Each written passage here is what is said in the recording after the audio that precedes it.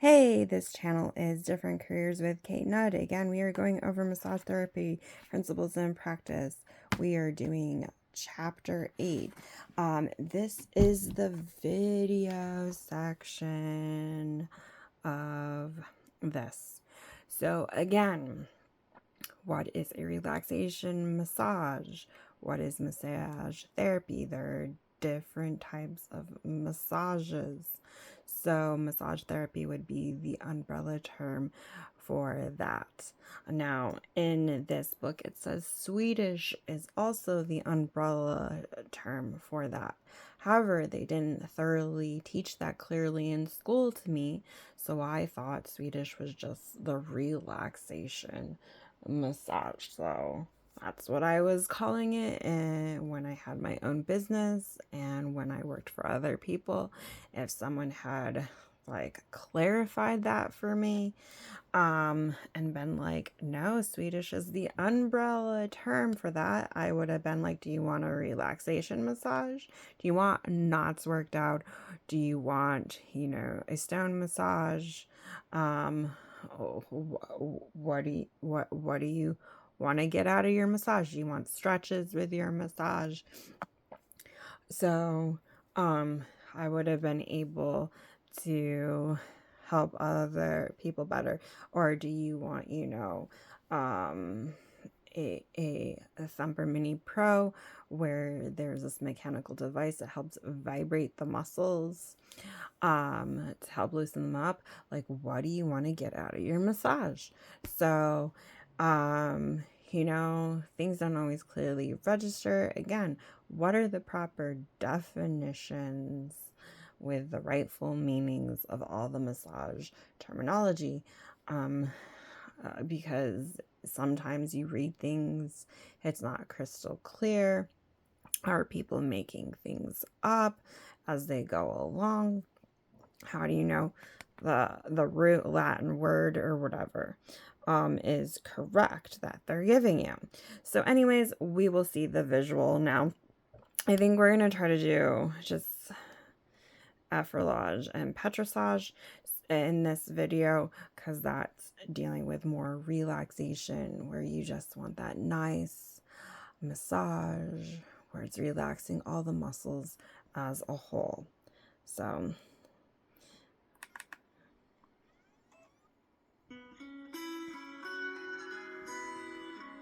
Effleurage. The most commonly employed Swedish stroke is effleurage, the application of unbroken gliding movements that are repeated and follow the contour of the client's body. These movements may be linear or circular. The stroke may be applied with the therapist's hands using palms, fist, thumb, fingertips, or forearm. The pressure may be either gentle or deep. Variations of effleurage are one-handed, two-handed, alternate hand, and nerve stroke. Effleurage is, in effect, a pushing of the tissue both downward and away from the therapist, and is delivered using a lean and drag technique. When working on the extremities, apply pressure centripetally, or toward the heart or center. This promotes blood flow in the veins. Once the excursion is complete, drag your hands back using only the weight of your hands. Remember to maintain contact during each repetition. Additionally, the deeper the glide, the slower the move. When working the extremities, work the area most proximal first, proceeding distally. For example, the posterior thigh is massaged from the knee to the hip first, and then the calf from the ankle to the knee. When applying effleurage on the back, centripetal application does not apply because the heart is centrally located. The hands should be relaxed and the movement even. Mold your hands to the contours of the client's body. Gradually increase the pressure with each repetition. Reduce pressure over bony areas. Remember to apply pressure in only one direction or you may induce friction. One-handed effleurage. This variation implies that one hand or one thumb is used to apply gliding pressure. The hands may be stacked to steady the lower hand or to help increase pressure. A deep one-handed effleurage is often referred to as ironing effleurage and is often done with the forearm, fist, thumb, or palm of the hand. Circular one-handed effleurage can be performed around the shoulder, hip, knee, and abdomen. Two-handed effleurage is executed using both hands gliding on the skin simultaneously. The hands may glide together or move apart. Two-handed effleurage works well up or down the back in a heart shape or heart effleurage, up the leg or up the arm. Alternate hand effleurage. To perform alternate hand effleurage, glide one hand or thumb across the skin, lifting it up as the other hand or thumb follows behind in succession. Done properly, the sequence resembles a paddle wheel. This move can relieve sacral pain or premenstrual tension and discomfort. The index and middle finger forming the letter V may be placed on either side of the spine. This variation is known as raking. This move can be performed either up or down the back following along the spine. Alternate hand circular effleurage can be performed as one hand circles a region and the other hand moves behind the first hand in a half circle or a crescent shape. Because of the full and half circle sequence, this variation is also known as sun-moon. Nerve stroke.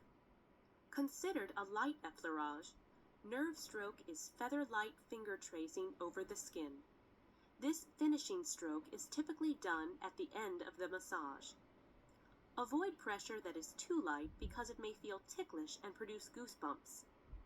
The stroke may be applied to bare skin or through the massage drape. The direction of nerve strokes is superior to inferior or proximal to distal. Okay, so in the effleurage video, just to point out, they did show that the fingertips did go under the sheet a little bit, so from the view of the camera. So, like, is there wiggle room to put a little bit of your fingers underneath the sheet, or are you supposed to, like, stop right at the drape? You know, those questions weren't really answered in massage school because I think that happened. I saw my teachers do that a little bit in massage school, so I figured there was like a little bit room for like, okay, as long as you're not going super underneath the drape, you know, you hit here's your line, here's your border, you didn't touch anybody's underwear, then it was like, okay, but it's like, if you accidentally bump the underwear, then it's like, well, it's like, maybe you should have put the sheet back a little bit more. So again, as a licensed massage therapist, how are you going to drape? Because it's like, they taught me in school, drape a little bit beforehand, and then it seemed like there was wiggle room to go underneath the sheet, but then verbally they're like, you just go to the line of the sheet and then you stop. So I don't know, like, you saw one thing, you heard a different instruction, so it kind of confused me.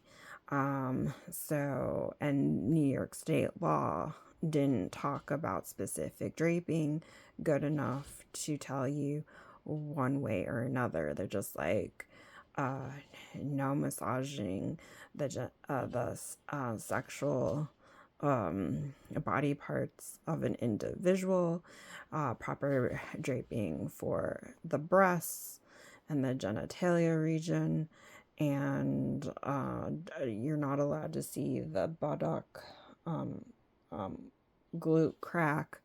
Um, so, and but it's like they didn't really, and they said draping was a requirement, but they didn't go into the specific details for New York State that you have to drape a specific way. That just, draping is a requirement. So let's go over petrissage now.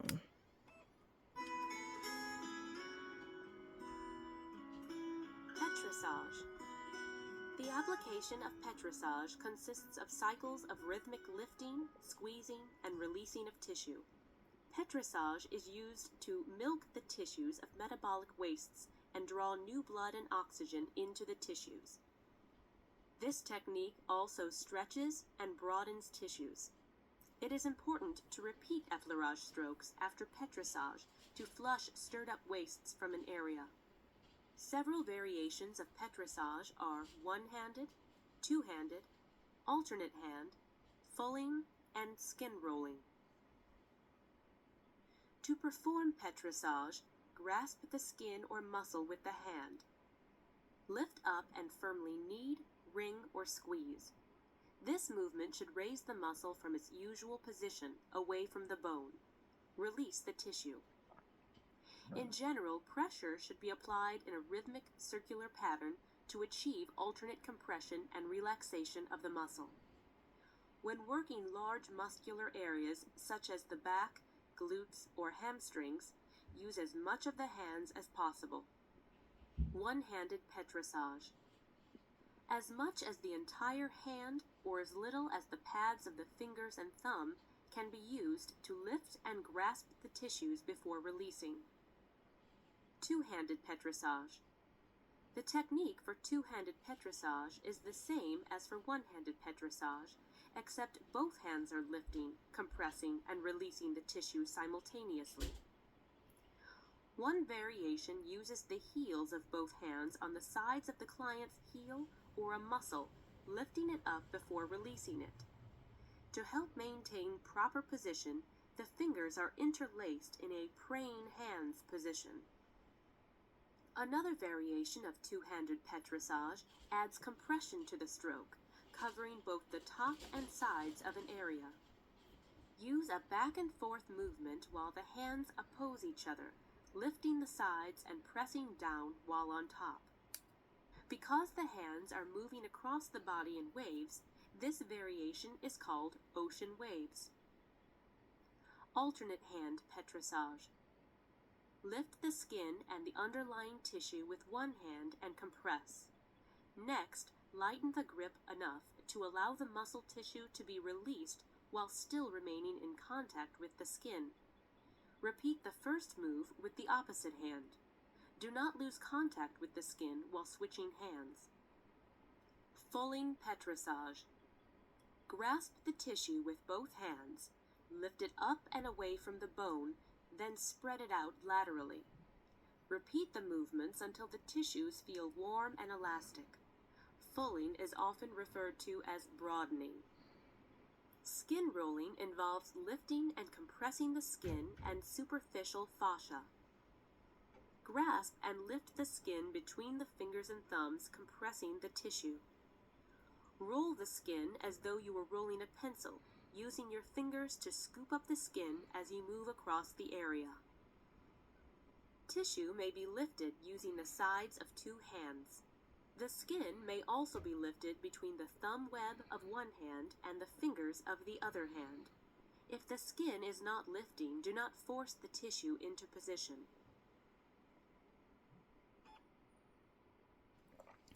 So that ends this video for relaxation massage. Again, apparently, according to this book, Swedish massage is an umbrella terminology for all the different types of massage therapy going under that. So you might want, if you're confused about a certain definition of massage, just go with massage therapy and be like, I want a overall body massage that relaxes the muscles. And then you're going to get effleurage and petrissage in your massage.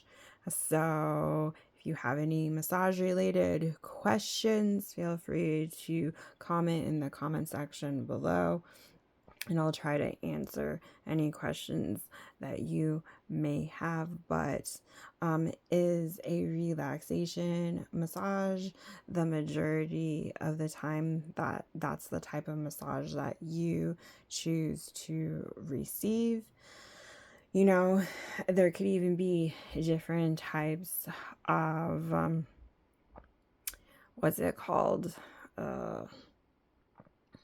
where it's like, okay, when I've received hot stones, if you massage with stones, that is a good relaxing massage, right? So I guess when I did have my private massage therapy practice as a licensed massage therapist, I should have called it effleurage and petrissage massage. You know, maybe people wouldn't have known what it was, but that's probably what I should have called it, because apparently people used, you know, Swedish as the umbrella term for like all the different types of massage therapy. Well, again, when you have new clients coming in, and when you have repeating clients coming in, well, how are you supposed to know what your client wants to get out of the massage unless you communicate them? So relaxation massage, as I'm thinking about it out loud, it's like, yeah, that's not really a good terminology for these different two techniques. So really it's like it should have been called combo effleurage and petrissage massage. And I didn't realize that at the time. Maybe that would have helped clarify what type of massage people really wanted. But it is what it is. I didn't take the time to think things through. I really thought Swedish actually meant some form of relaxation massage that included effleurage and petrissage specifically, and it was the umbrella term for those two massage techniques. And so I was like, Swedish massage. But apparently I was wrong, or I don't have the proper definitions of different words.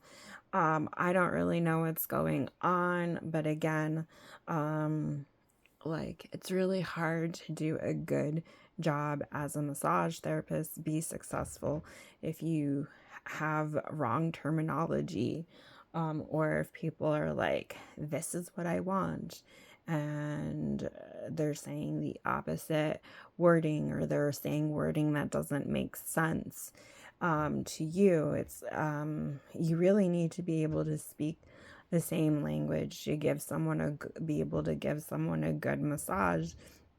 Otherwise, it really doesn't work. You're like, did I give them the massage that they wanted? I don't know, because they're acting like they don't understand what I'm saying. Because I've had some of those clients where it seemed like they didn't understand English at all, the language that I speak.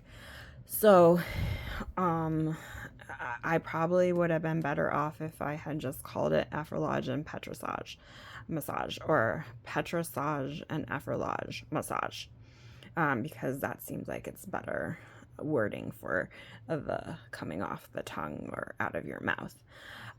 So anyways, do you normally get a petrissage and effleurage massage? Is that the type of massage you normally get when you get massages? Feel free to comment in the comment section below. I hope you enjoyed this video. More videos to come. Until next time.